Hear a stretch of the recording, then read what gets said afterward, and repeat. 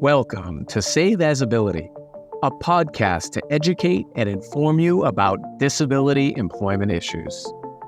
My name is David Darkangelo, and I'm your disability policy expert. Hey everybody, welcome back for another episode of Save As Ability. Please help us continue growing our channel, like, comment, share, subscribe, all that stuff, so we can keep great content flowing for you. Today we're talking about how you can find your talents and abilities, and really in an employment context here. So this works for everybody, although we are gearing it towards people with disabilities or people with ability, right? Because you can't have a disability without first having ability. You know, our focus here at Save As Ability is positive, and we're focused on ability. So today we're talking about finding your talents and abilities.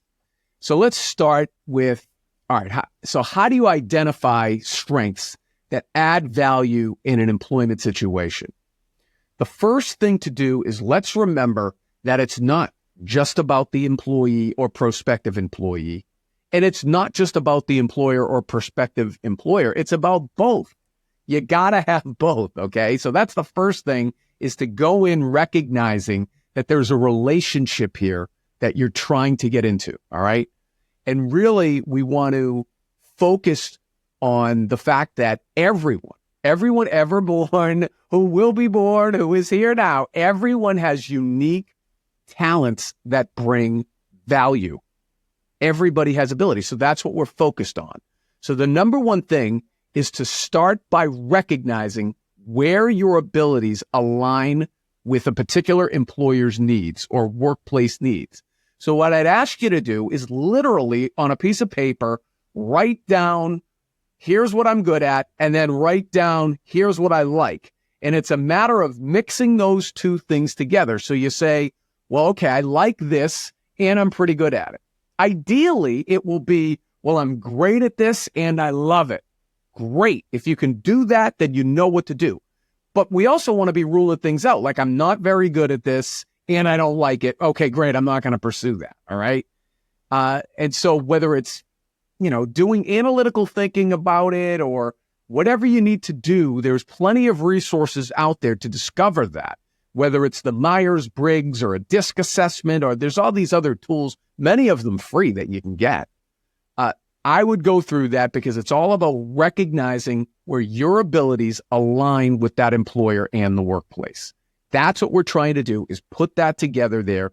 That exchange of your ability for their pay is what we're trying to accomplish. All right. Number two, I'd ask you to shift from a limitations mindset to one of a strengths mindset. We want to diminish whatever limitations, and we want to emphasize strengths. Now, that sounds easy, but it can be much more difficult to do. So this is something that you're going to probably want outside input on to be able to give you an honest assessment of where you are so you can focus on that.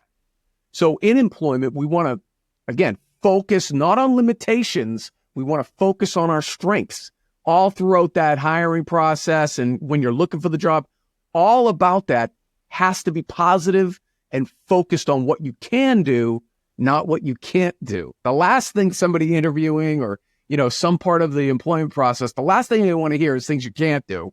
No, they want to hear about what you can do. So let's harness what you do well and put that front and center.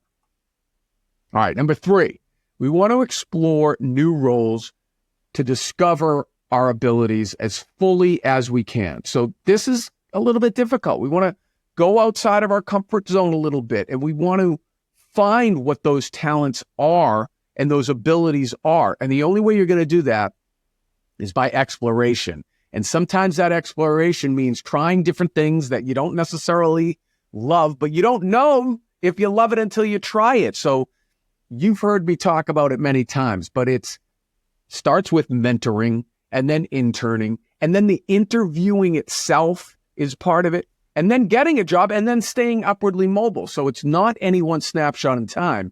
It's this process. And all along that, you should be, again, exploring roles to figure out all of the different abilities you have, because you don't just have one ability, you have many. So sometimes our strongest talents emerge through this exploration. That's what I'm encouraging here.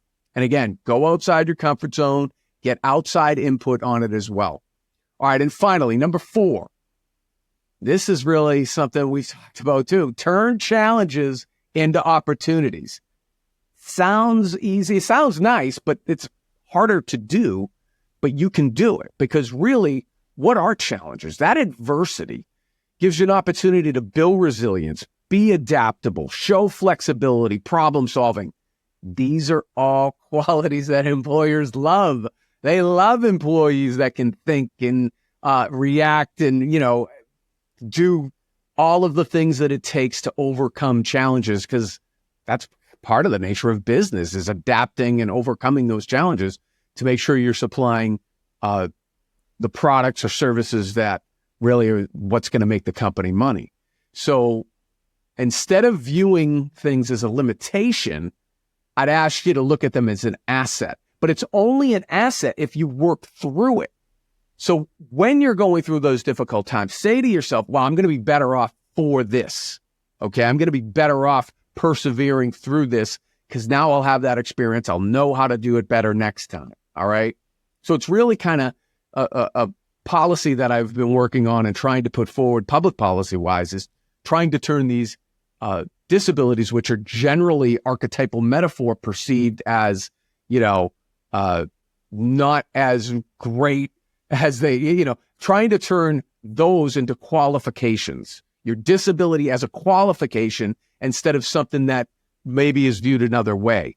Okay, because the challenges that disability presents, when you overcome those challenges, now all of a sudden those are qualifications. Those are good things that employers like to see. So I hope this is helpful. These are all geared towards discussing your talents in the employment process and bringing those forward. We're talking about ability here. How can we present your ability to employers and the workplace to make all those abilities you have marketable, so that you can become independent and self-determined? That's really what employment brings. It really is a big step forward towards independence and self-determination for everybody, not just people with disabilities. So that's what we're focused on here. Access to opportunity, independence, self-determination. I'm fired up as usual. It's David Darkangelo, another episode of Save as Ability. I hope you have a great day. For more information about disability employment issues, please visit our website, disabilityemploymentsolutions.com. The Save as Ability podcast is available on Apple Podcasts, Spotify, our YouTube channel at Disability Policy Expert, or wherever you stream your podcasts. Subscribe, stream, rate, and review our shows. Your ratings and reviews help our show reach new audiences. Produced by Pod Pro Entertainment. Save as Ability lives within a network of podcasts located at podproentertainment.com. #TheNewRadio. Again, my name is David Darkangelo, and I'm your disability policy expert. Until next time. Thank you. I hope you have a great day.